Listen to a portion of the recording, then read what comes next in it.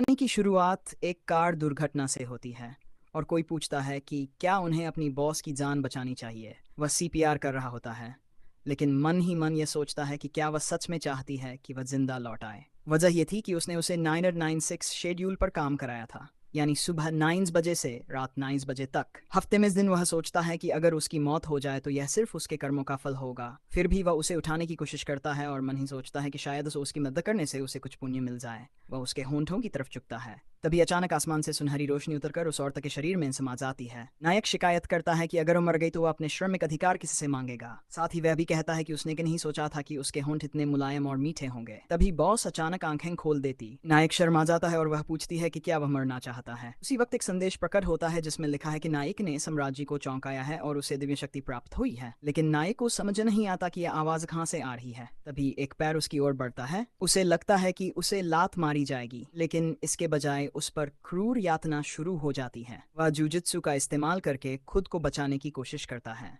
और भाग निकलता है। भागते भागते बॉस कहती है कि अब उसे दिव्य दंड का सामना करना होगा। नायक उलझन में पूछता है कि आखिर हो क्या रहा है। वह उसे समझाता है कि वह बस बेहोश हो गई थी क्योंकि सिर पर चोट लगी थी, और कहता है कि उसे अस्पताल जाना चाहिए, खासकर क्योंकि एम्बुलेंस जल्दी नहीं आएगी। नायक मन ही मन सोचता है कि उसे फिर से काम पर लौटना होगा, लेकिन अच्छा होता अगर उसकी इतनी मेहनत का अतिरिक्त भुगतान मिलता। इस बीच बॉस अपने हाथ को घूर रही होती है, उलझन में कि वह कहाँ है और क्यों उसकी सारी ऊर्जा गायब हो गई। कुछ समय बाद दृश्य नायक के घर का होता है। वह काम से थक कर लौटा होता है और आराम चाहता है। जैसे ही वह अंदर आता है, उसे अपना मोटा दोस्त दिखता है और पूछता है कि खाने को कुछ बचा है या नहीं। तभी दोस्त चौंक जाता है और मिठाई गिरा देता है। नायक उलझन में पूछता है कि समस्या क्या है। असल में बॉस उसके घर में घुस आई होती है। नायक पूछता है कि वह यहाँ क्या कर रही है, जबकि मोटा दोस्त मजाक में कहता है कि अगली बार किसी को लाने से पहले कम से कम नोटिस तो दे।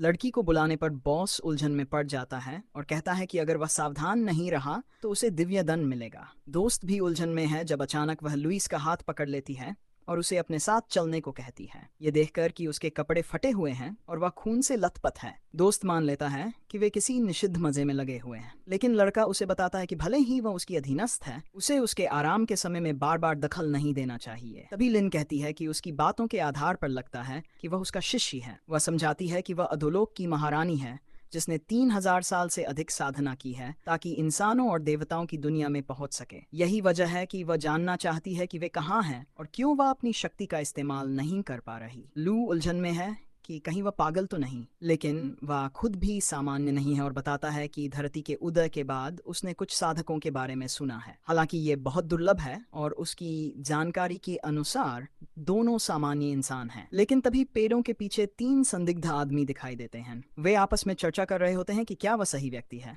उनमें से एक कहता है कि हमें यह सुनिश्चित करना होगा, दैप्स ये डकैती जैसा लगता है। लेकिन लिन कहती है कि उसने किसी को देख लिया है। वे उनकी बातचीत सुनते हैं और लिन कहती है कि वे दिव्य दंड के लायक हैं। तभी तीनों आदमी प्रकट होते हैं। वे सोचते हैं कि उन्हें इतनी आसानी से पकड़ा नहीं जाएगा, लेकिन जैसे ही लड़का उनके हाथ में ऊर्जा देखता है, वह समझ जाता है।